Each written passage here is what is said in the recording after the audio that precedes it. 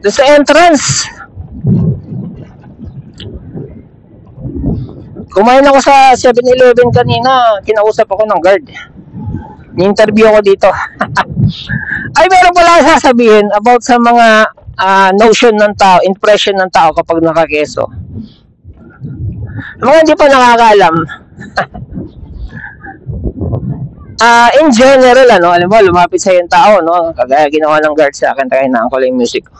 Yung maintindihan. Barangay pala yung Kambaog. Bakit? Apelyido siya ni Apelyido siya ni JR.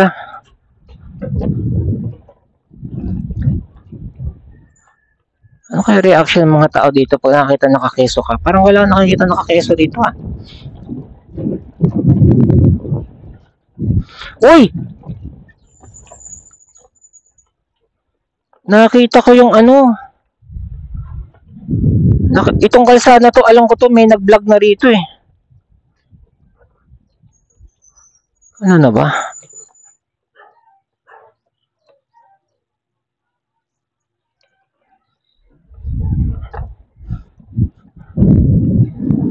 Umalis ako ng 4:30. 2.5 hours. And 8 volts ang naubos ko.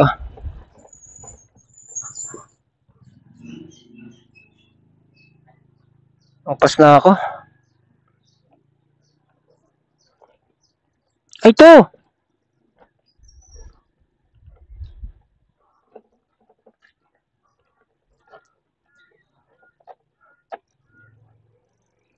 Adi atang maaga. Ayan kita niya, JR Kambaog. Dito na ako. Kita ba? Basta yan, dito na ako.